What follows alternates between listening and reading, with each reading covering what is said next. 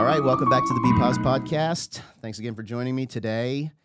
I've got another amazing person, Cindy present.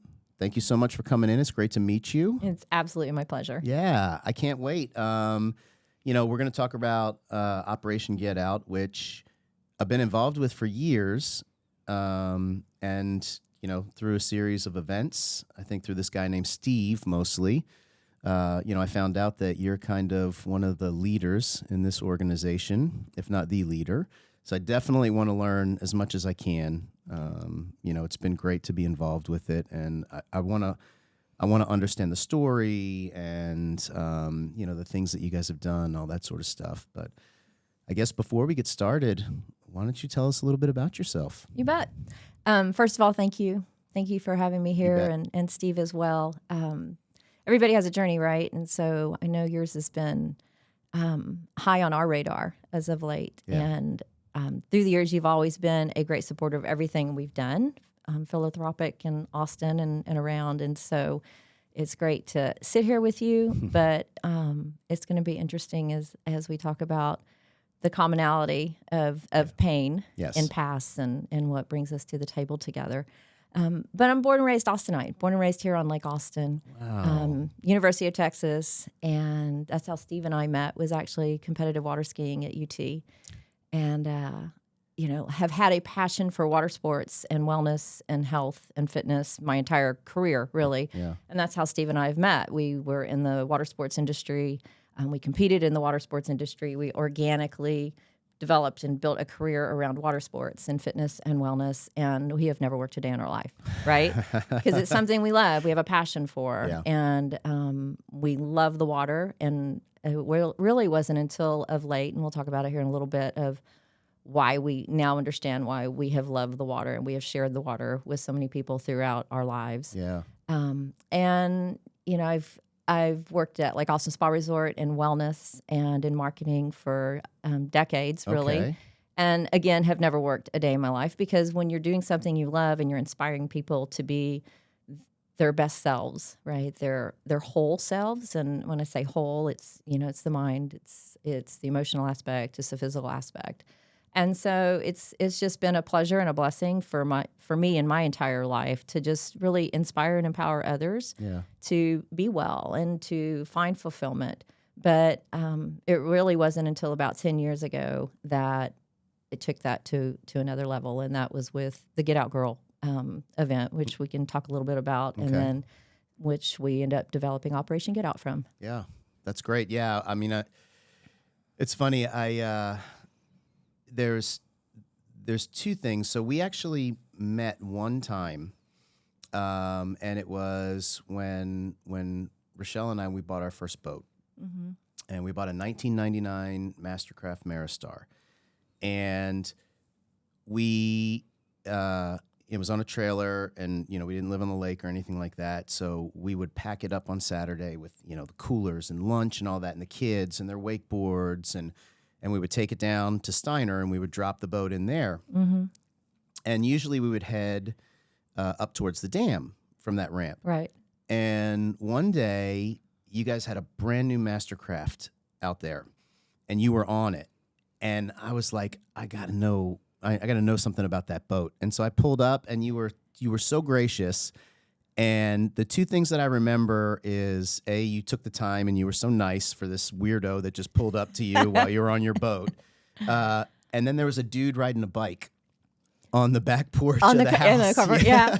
Those are the two things I remember about that day. Oh, that's awesome. Yeah, it's our outdoor training room, right? And and those were the days we were going hard and triathlon and bike events and race events, and put in a lot of miles on the train around that patio. Oh, bet. That was so cool. So it was when I talked to Steve for the first time, several weeks ago. I was like, I met Cindy once, and I think I relayed that story. Yeah. Yeah. So he shared that with me. Yeah, and I that had to have been.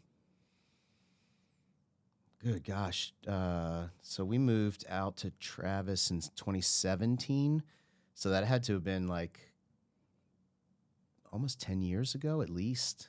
Wow. Yeah, that's wild. Yeah, that's awesome. Paths keep crossing. I know. Yeah, there's something to that, I think. Mm-hmm.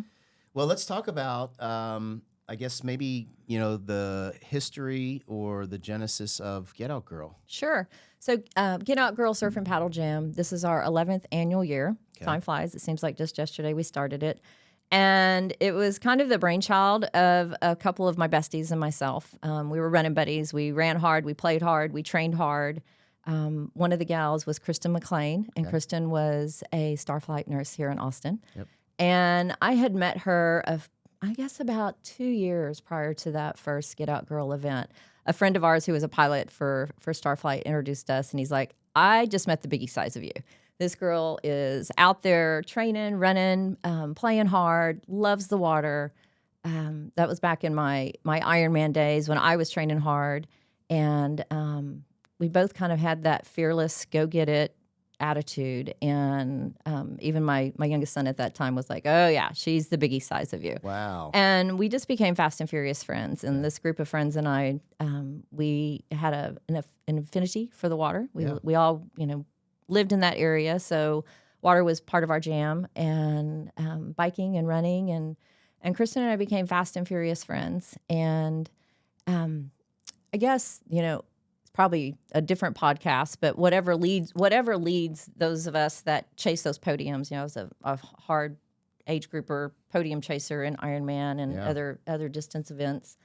And I'm sure trauma chased me to that podium. Sure. I think a lot of athletes, I'll humbly say high level, but I think high level is no matter what you're doing, when you go at it hard, you're at a high level, Absolutely. right? You're committing hours, 10s and 20 hours a week, 30 hours a week of your training program.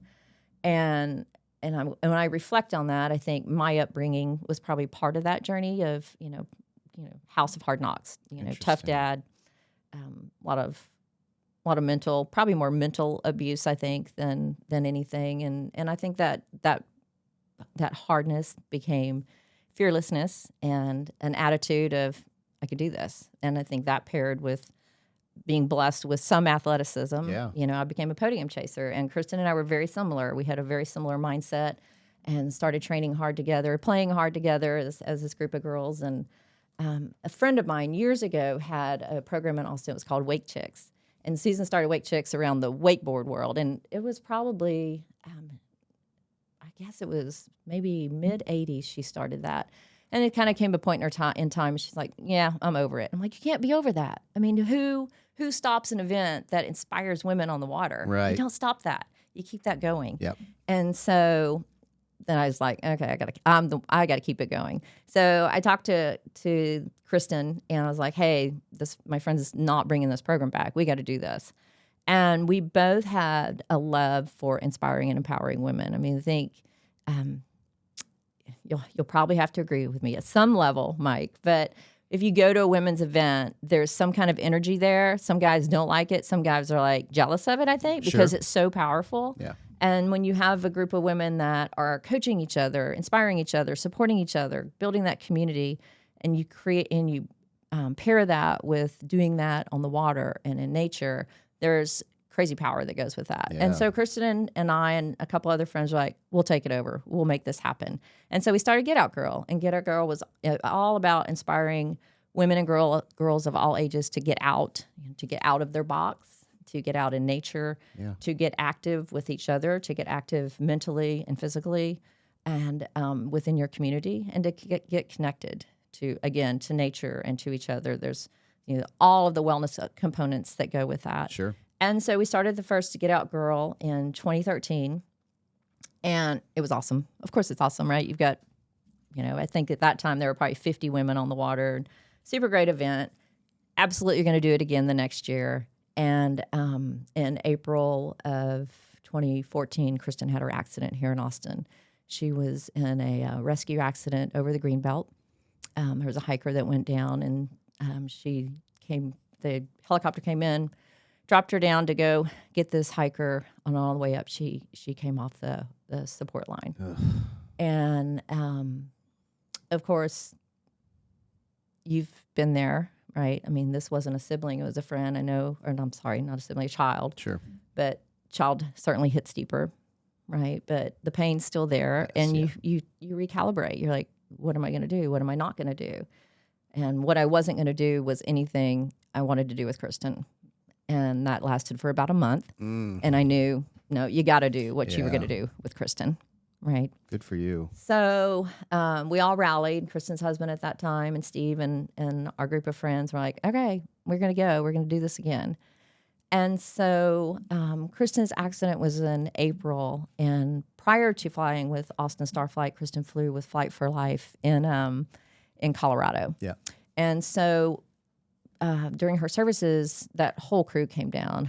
The pilot, Pat Mahaney, who flew many hours with Kristin and Winston, and many of the crew members. And in true wake tradition, it was tears and it was fun and it was lots of new friends and lots of shared trauma. I mean, I did not come from a first responder background. My dad was Army for a small amount of time, but I would not consider ourselves a military family. It just wasn't exposed to that, right? I think we all just, we have different walks in life, so I wasn't exposed to that. Had I been, I think I totally would have taken that career path because, it's exciting, it's serving, and it's super powerful. So we befriended many, I'd probably say 20 people or so that came in for this, for Kristin services from Colorado. Many of those folks wanted to go out in the water because they knew Kristin loved the water. Yeah. Knew Kristin had a past of doing philanthropic work on the water with us. And in July 1st, right after Kristin services, we got a call. And Pat Mahaney, who had spoke at Kristin services, his helicopter went down in Colorado. Oh, good God. He was on the way out of the hangar for a PR, and the helicopter went down along with 2 other individuals. And lots of trauma for that entire crew that knew Kristin, knew Pat, had served with both of them for many, many years. And so absorbing that trauma and that pain and learning more about that world and I look back on it and just really feel selfish about not really understanding that first responder world for so many years because it just, as an outsider, you kind of take it for granted. Right? You need something, they're there. But understanding what happened in that time frame and the people that were coming to us and asking us, we know the water meant a lot to Kristin. Will you take us out on the water? I mean, we're just devastated. And so that made Steve and myself and Kristin's husband at that time, Winston, kind of all step back, and especially myself with a career in water and wellness. I was like, you know what? For decades, our entire lives, we've organically taken people to the water, right? You have a bad day, hey, let's go out on the boat. Yeah. Right? Absolutely. Want to reconnect? Hey, let's go out on the boat or let's go paddle. And as a friend to Kristin, when she would come home from a hard shift, we went out on the water. Mm-hmm. And Kristin and I were very, very connected. We were very connected physically because that was our thing, right? Yeah. We shared calendars. We shared like, oh, okay, here's a spot on your calendar between shifts. Let's go work out or let's go bike, 100 miles or whatever. Yeah. And but what we didn't share was the mental aspect of it. And as a friend who walked life beside her, I made a very conscientious decision when I had that time with her not to bring up tough shifts, right? My trauma, my background probably compartmentalized what I was dealing with. And you'd step out and you'd be strong and you'd move on. So with Kristin, I always knew I would say, hey, how was your shift? Oh, good. Or, hey, how was your shift? And if it was be like, let's go paddle. But we never talked about the hard shift. So that's interesting. Do you think, because that's, I think that's super normal to avoid, any sort of discomfort, emotional discomfort. The pain. Mm-hmm. Do you think, based on your experience, that it makes more sense to actually try and talk about that? Or, Yeah, for sure. That's what I've learned. And, we don't want to live with regrets, but that's my one regret. And that turned into my trauma. I mean, obviously losing somebody immediately is traumatic, But the trauma that I continue to carry is that regret of not having that conversation. Yeah. Of trying to honor her, thinking I was protecting her or making her feel better when she could feel better.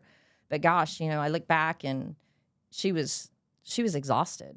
She was working 70 hours a week. She was not sleeping. She was having nightmares. She was not eating right. She was working out more and more. We never talked about that. And that is absolutely my one regret that has led to Operation Get Out. Wow, that's powerful. It's such and this is totally not the same, but I just had a recent event a few weeks ago where I was driving with a buddy of mine. Actually, he was driving, and he just started, saying something really nice, about Connor, a memory that he had. And these are, friends that we've known for a long, long time. And we used to live in Houston, the same neighborhood together. And now, we both live in Austin. And, of course, I started crying. And he was like, "I'm so sorry. I'll never do that again." And I was like, "James, dude, no, seriously, don't stop." There you go. Right? I mean, That's it's so healthy. okay. Yeah, it's you're not hurting me, you're helping me by doing that. So I think that's a powerful. And I think we do that. We do it out of protection, right? Like, I don't want to provide any more pain. Yes. I don't want to create any more pain. Yeah. But the more that pain is compartmentalized, right, and locked in, the more devastating it becomes, we all know. It's a time bomb. It is a time bomb. Yeah, so on that note, I want to back up a little bit. You said one of the things after Kristin died, you were like, "I didn't want to do anything that we used to do together." Right? So that's kind of a form of that compartmentalization, right? Right? Protection. Yeah. So what was it, and to have that go on for a month, that's not a short period of time, especially somebody who is, as active as you are. Well, can you think of any particular thing that flipped that switch where you were like, "All right, wait a minute, I got to snap out of this"? Yeah, selfishness. Good for you. Yep. Yeah. Yep. I was thinking about me and not her. So what could I do, right? I had a conversation with somebody on our patio during the 3 days after her accident, and we were talking about kind of her mental space at that time, and because he was talking about his mental space and not being in a good space mentally. And I was like, I would never want a fire truck to show up at my house at 50% working order. Good point. Yeah. And we were just talking about his organization. He's like, "We're all maybe 40 or 50% right now." Yeah. And I'm like, if your human asset is functioning at 40 or 50%, you're not healthy. You're not a benefit. And as a community, how can we help that? Because I allowed Kristin to do that mentally as a friend. Yeah. I was like, well, we won't talk about it. Let's make you feel better physically. Let's go move. Let's be active.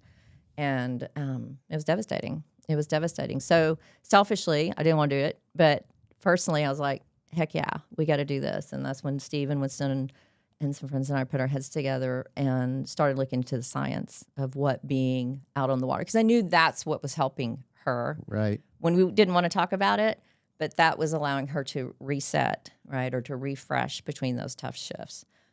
What we add to that now with the science, what we know around water and the therapeutic benefits of how being in, on, and near the water in nature helps reset with your cortisol levels reducing, right? Your heart rate reducing, your blood pressure reducing, and then your dopamines and serotonins increasing. With my kids, we call it dope. Like, go get your dope. Like, okay, I got to go get in the water. That's a good way to do it, yeah. So there is a science, and we refer to Blue Mind, Wallace J. Nichols' work in capturing all of that science and validating it. And that's the roots of Operation Get Out, and that's what we learned through Kristin and through Jessica Hollis, who their family became a partner of ours with Operation Get Out. And Jessica was a Travis County sheriff who was swept away in a flood situation. Right. Ironically enough, the week prior to that second Get Out Girl event that we were doing on Lake Austin, and we ended up meeting Ricky Hollis on the docks, just by coincidence, the morning of that event. But Jessica, she was a scuba diver. She loved the water. Her family wake surfed. Mason and Ricky and Jessica had an affinity for water as well. And when we share stories, we realized what that water was doing. And so with Operation Get Out, we wanted to help. We do a lot of work in the first responder, military, and vet world. And so we wanted to help provide a tool. I mean, a wellness toolbox, we all need a variety of tools, right? Absolutely. It's like going to the gym. You need a variety of different weight equipment, right, to increase your physical wellness. Well, in your mental and emotional wellness toolbox, same thing. You need a variety of tools to match what the needs are and to be mindful of like, okay, well, today this is not going so well. I'm going to reach in and pull out this tool. And so with Operation Get Out, we help inspire and empower individuals, lots of military and first responders, to intentionally consider and utilize nature and water as a resource for positive mental, emotional, and physical wellness. And so it becomes that mindfulness and that conscientiousness. I mean, it's not like you don't accidentally go take out your boat or you don't accidentally go take out your paddleboard. The effects are good. Right. But when the day is bad, to have a community that supports you and to have a tool works. You have enough that works for you or works for me. It's been a tough day. What's going to work for me today? Is it going to be a trail run? Is it going to be a flow ride on my mountain bike? Or is it going to be a paddle on the water? So we inspire them that this could be a true tool. There's science. It's validated. It can help you reset. It can help you refresh.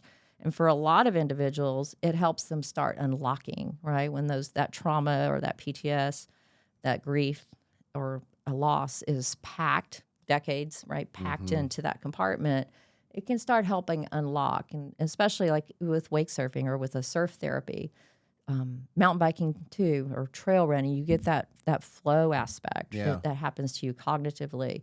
And that can help start that path. And so you can reach in and get that tool. And for some people, it's great. It's a match, right? And so for some people, we find that it starts unlocking so then they go get that further help. They get that confidence or the chemical reaction is enough that, okay, I can start opening up to get further help that I need. So we provide events and outings and resources that continue that wellness path for people. That's so amazing. Yeah. So I just had Mike Thompson on recently, and he actually gave me a copy of Blue Mind.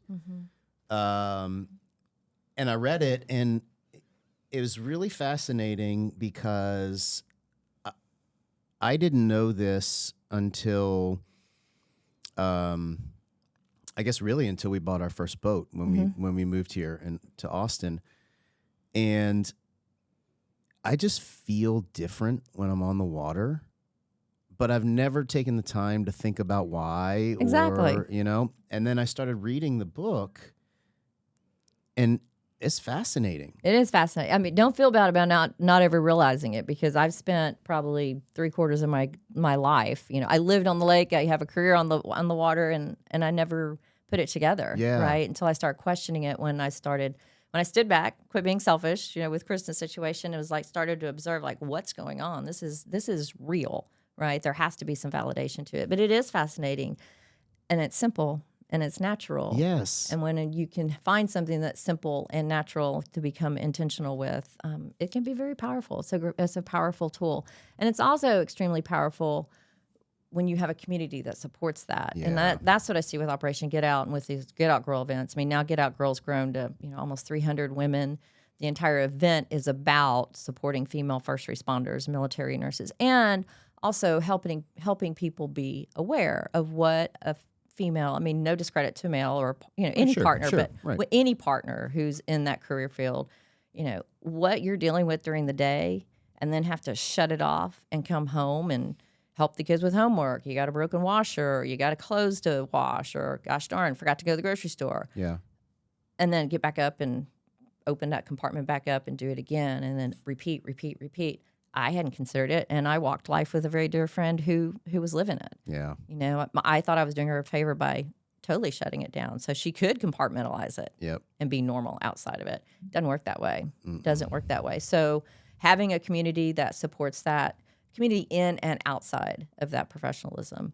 And, I think it's a beautiful thing. We have people call us all the time and say, hey, I've got somebody's going through a bad day. Can you put some paddle boards out and some paddles? And absolutely, for sure.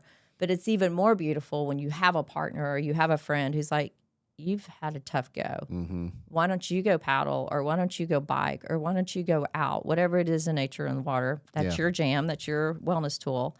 I got this tonight. I got your dinner. I'll bring dinner over.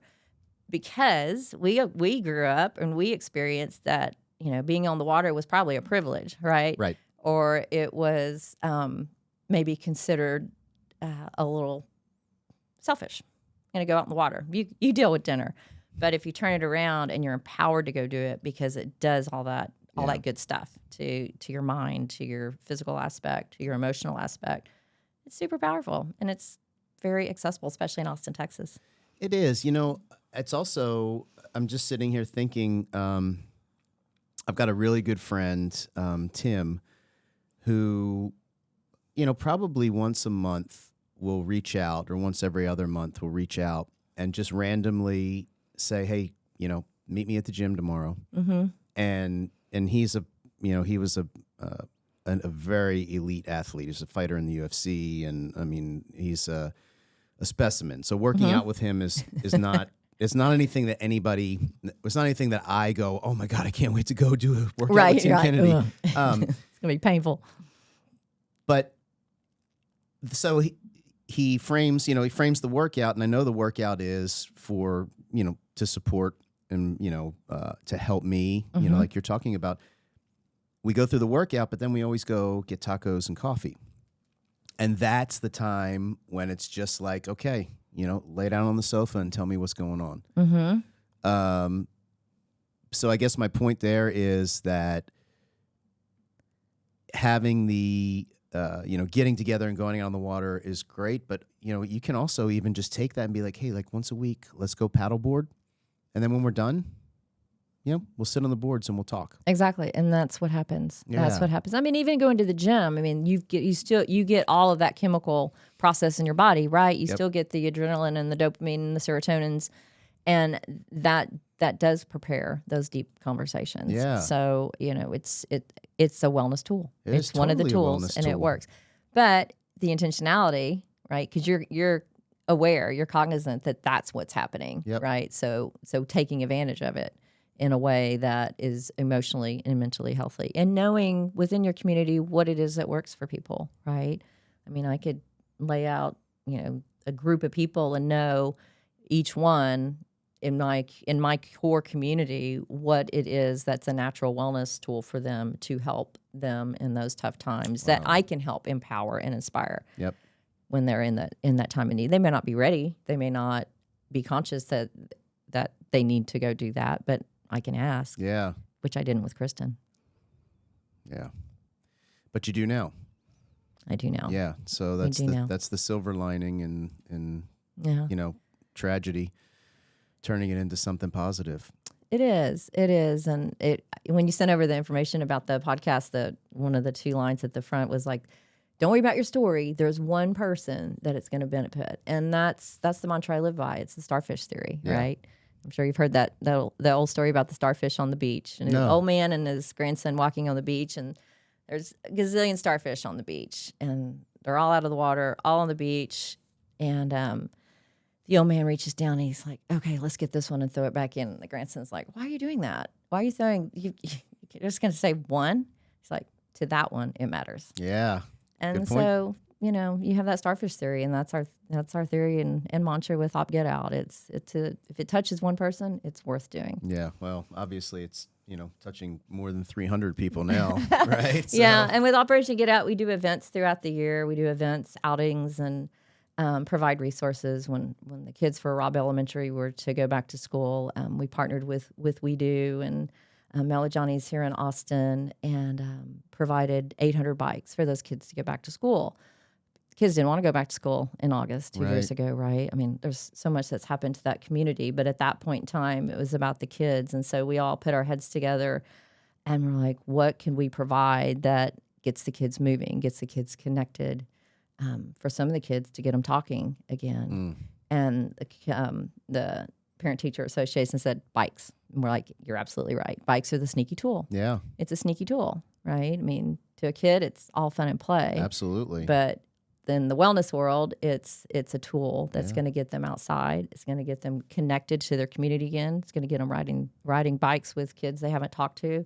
For many of the kids, they verbalize for the first time. And so those types of resources that we do with Wheels for Wellness, or we have a fall retreat where it's all first responders and military and partners in the fall in October. And it's on Canyon Lake, and it's, 70, 80 people max. And it's just community, it's music, it's time on the water, time on the shores, and it's, time to, again, reset and unlock. Yeah, sounds amazing. I'm looking forward to, all these years. This will be the first year that I'm actually going to get out and volunteer at the event. And About time, Mike. I know. Nobody's ever asked me. And then, of course, I've never even thought about it. Yeah. But you've provided coffee, so yes. Thank you. You've kept them going. Yep. Best water stop ever is with cuvee. Well, that's my plan is, I just plant that out there. And that way, when I do show up, people are like, you're the coffee guy? You're the coffee guy. Yeah, everybody loves the coffee guy.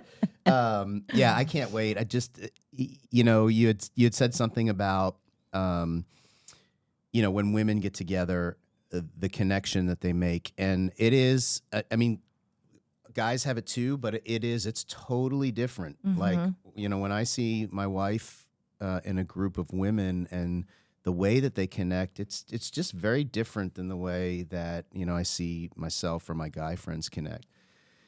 And in a good way. Mm-hmm. I can't wait. It's powerful. Yeah, I can't wait to get out there and experience that. It's powerful. It's, with the event, the guys serve, so and that's an opportunity too, because it's nice to experience chivalry, mm-hmm. right? And then the women are on the water, and on Surf Jam Day we have 150, 160 women, and it's all women coaching, women ambassadors. Have to throw a few guys in the boats to drive on occasion because it's hard to find. Let's say last year we had 18 boats on the water. Hard to find 18 women drivers and coaches, but that, I have women who come out and are like, the guys tell me I had to ride goofy. I'm not goofy, I'm regular, but they didn't want to change the sacks. I'm like, well, now we got these great buttons, so that doesn't matter, but let's just talk about what foot forward you are, right? Yeah. Or just a style. It's a style of coaching or inspiring, and it's great. It's super special, and it's been such a blessing through the years to witness the power of women who are supporting female first responders, military, and nurses, especially post-COVID. Those nurses, oh my gosh. Man. It was a migration away from the career. I have so many nurse friends that just left the career. Yeah. And it's heartbreaking because they got in it for a reason. Yep. And so to lift these ladies up and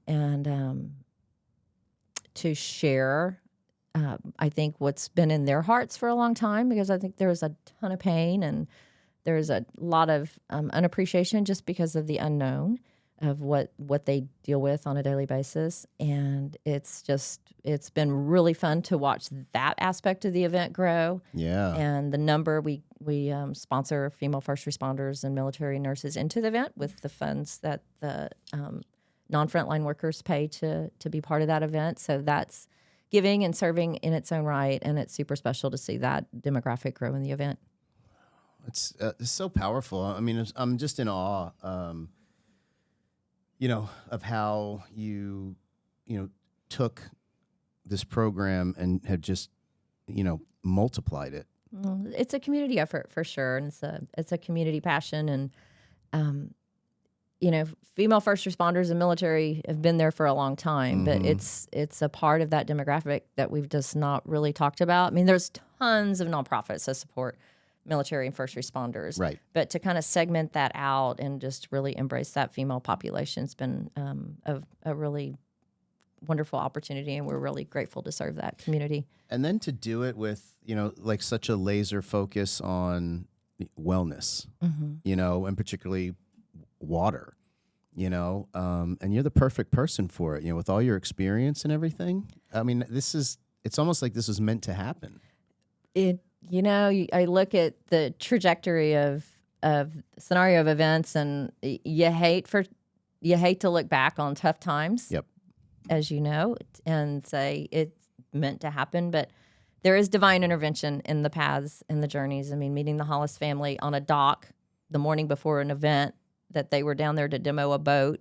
First time they'd been back to Lake Austin's Edge since Jessica's accident, and this event happened to be going on. Yeah. this is the 10th anniversary of Jessica Hollis's recovery. You talk about time flying. It was 10 years in this September that we had a flash flood, and Jessica lost her life on the upper end of Lake Austin. So with Get Out Girl, we actually paddle to Jessica Hollis Park. Prior to Jessica's accident, we paddled to that same spot year before. And so extremely meaningful. But again, I cannot imagine having Operation Get Out or doing Get Out Girl without Ricky Hollis and his family. Yeah, that's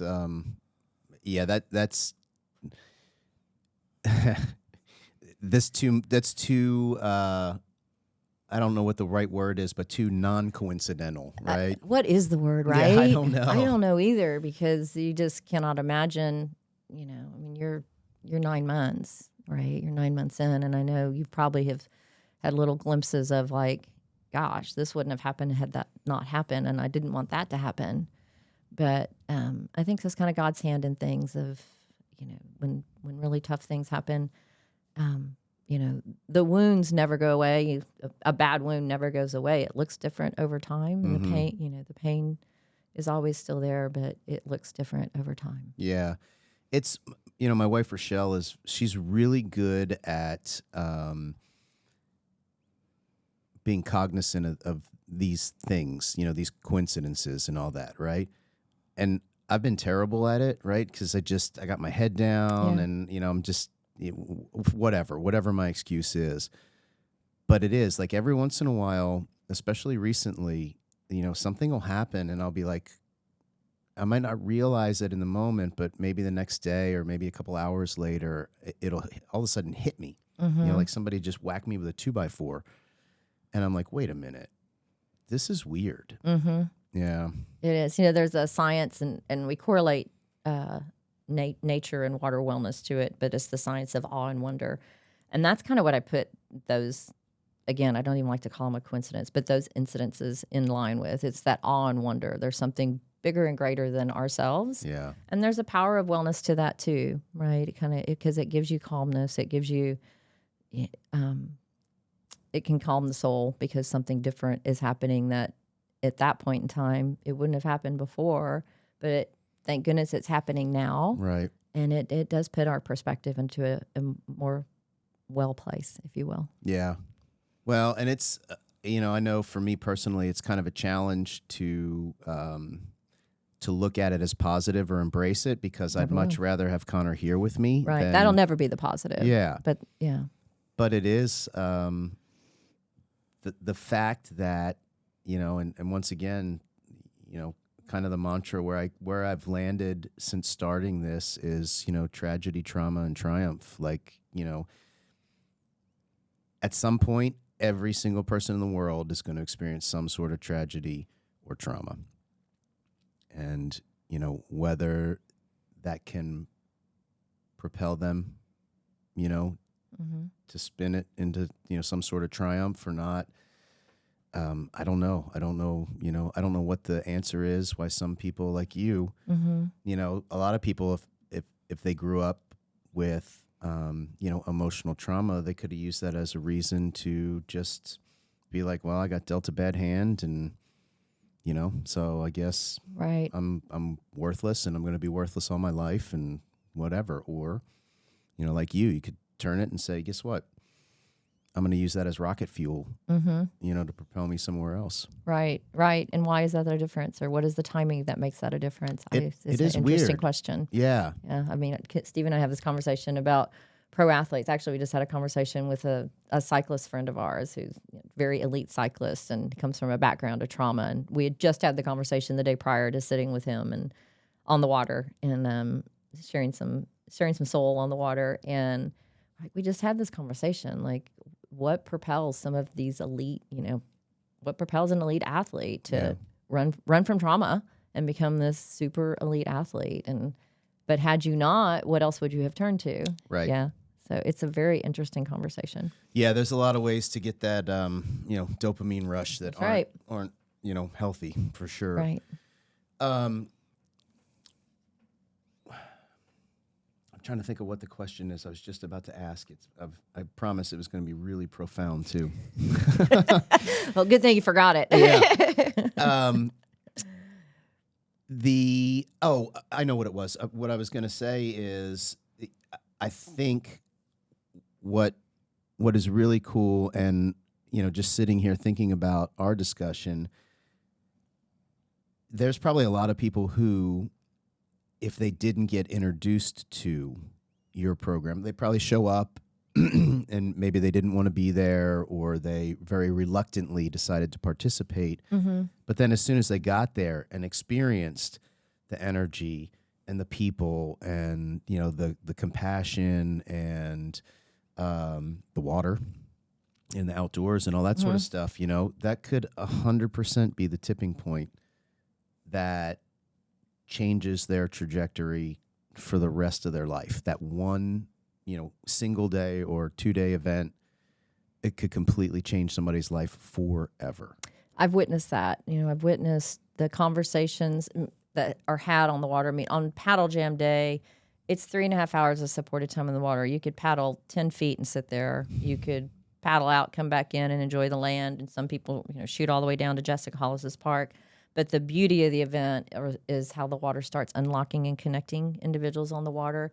And, even if they're not a first responder. I mean, I paddled with a first responder one time and got 10 feet off the dock, and she looked at me and goes, "What's your trauma?" So I was like, okay, well, we all have trauma. Let me go ahead and even the playing field here. Right. But the conversations that happen and the authenticity that the trauma starts unlocking. Yeah. And, I got an email from a lady the other day who lost her little girl and has been coming to the event for 3 years. And it's the first time she's talked about it, was this return event. And, last year I found out this is a family who's been coming to the event for 7 years and sponsoring female first responders onto their boat for surf jam and paddle jam the next day. No idea, but they're giving back because they had locked it up, and after 7 years unlocked the fact that they're so grateful to first responders because of how they treated their family when first responders came to help them get their son out of the closet after taking his life. I mean, 7 years, right? And so that is a trauma magnet. Mm-hmm. It really is, because it's a safe place, and people are feeling that and sharing that, and that energy around that, if you will, or that special sacred place. And water's sacred, it has history, decades, millions of years of being sacred.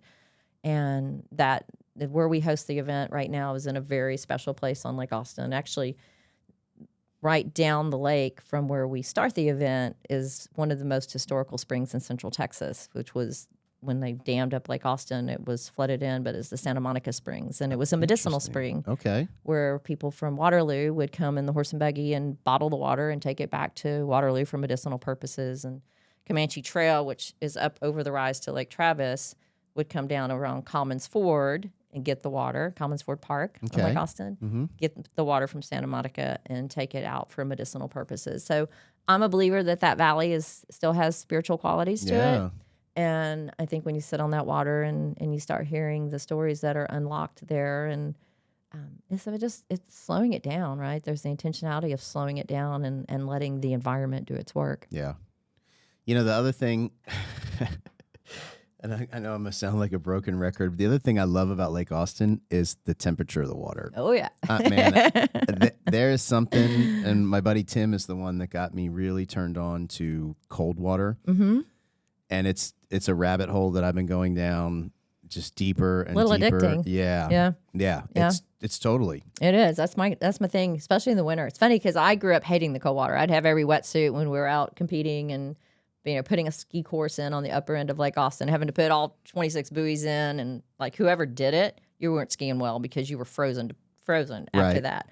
But now Steve laughs at me because every morning in the winter, that's my cold plunge is the upper end of Lake Austin, and it is a little addicting. But it does. It provides all that dope, right? That dopamine and adrenaline, what I love about it and what I coach with it is, it helps you mentally learn how to handle your stress. Absolutely. Right? Like how do you handle stress when especially stress that's abrupt stress and red line stress, and same thing with that water. Like, you're going to breathe through it. You're going to exhale through it. You're going to be mindful. You're going to be present. What is your tool to get through that moment? And then you can take it and apply it elsewhere. There's something to that. Like, your mind will follow your body, right? And everybody always thinks about the mind controlling the body. Mm-hmm. But when you stress the hell out of your body, mm-hmm. like, I honestly think, and I think, I'm no expert on this, but I've read enough to think that there is some science behind the fact that stressing your body strengthens your mind's ability to handle stress. Chicken or the egg? Good point. Yeah. Yeah. It goes hand in hand, right? Yeah. Yeah. Wow. So tell me, were you involved in this book, or did you just discover it? I discovered it. Okay. I put on a fast search for it. And once I discovered it, I was like, that's it. Totally just fell in love with it, read it over and over. Ended up befriending Wallace J. Nichols, and he became a very strong mentor and a friend of the foundation. He'd been to Austin a couple of times for some programs that I put on out at Lake Austin Spa Resort. Wonderful, wonderful person.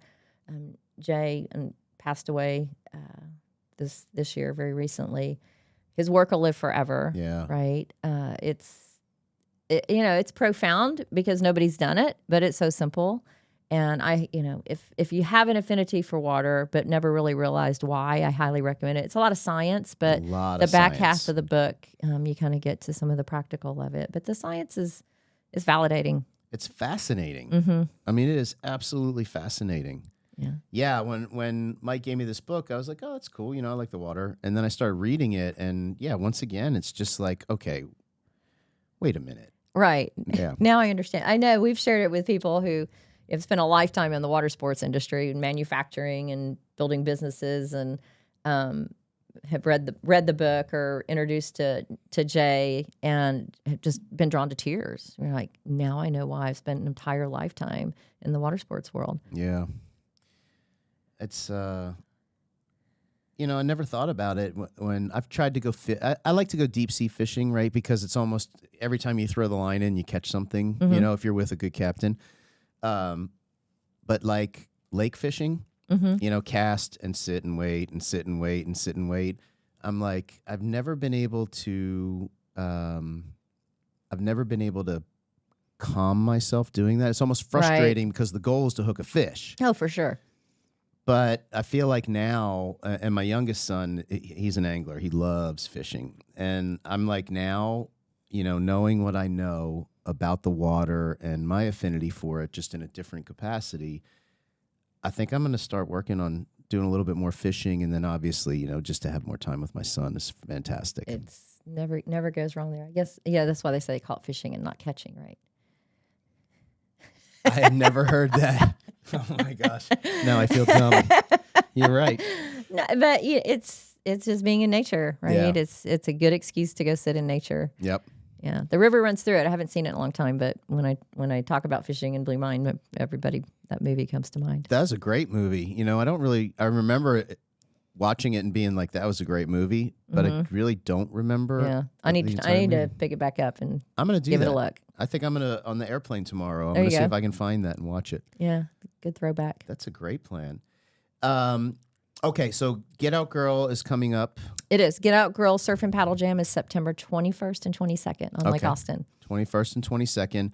And then if somebody wants to get involved, if somebody wants to participate, or if they want to get involved in, volunteering or sponsoring or anything like that, how would they do that? You bet. Volunteering, sponsoring, registration, all can be found at operationgetout.org. That's fantastic. And what's next for Operation Get Out? Well, we do have fall retreat coming up after that. So that's a big focus for us. It's our third year on Canyon Lake. And then we'll move into our late fall, winter, spring season, which will put us on some of the trails. We have a great biking component of the program. Venom Bikes has been very generous to outfit the foundation with some great bikes. Oh, and cool. Melajani supports all of that work, and we get some folks out on the trails and get them in that flow state on the trail. Of course, it's Austin too, so you can paddle and get on the water. True. 365. Yes, that's very true. That's one that, and Mike and I talked about this because, he loves cycling. Mm-hmm. It's one that I've never gotten into. I'll ride the stationary bike. If I have an injury particularly, I'll ride a stationary bike at the gym instead of doing other stuff. But like getting out and actually riding, mountain.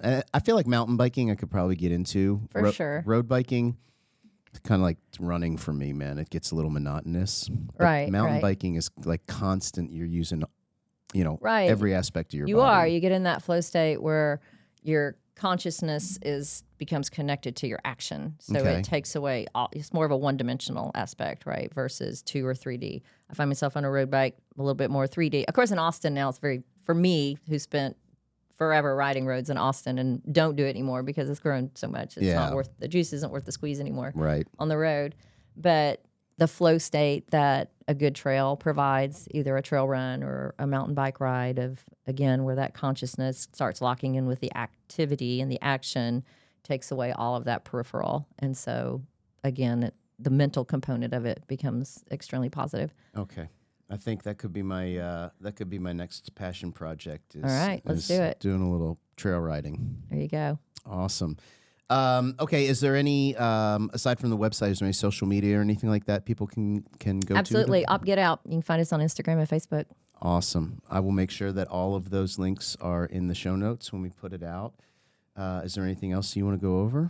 I just appreciate your time. Oh man, You've been through a lot, and you're doing a lot in a very short period of time after what you've been dealing with, you and your family. So thank you for the triumph. Thank you. Yeah, I've got some serious inspiration. So, I thank you for coming out, and number one, it's so great to reconnect with you after that random meeting 10 plus years ago, and how nice you were. And then just, hearing from Steve, and once again, all these things just fall into place, and I can't help but feel like there's a reason for it. I really can't. There is. Yeah. So thank you so much. My pleasure.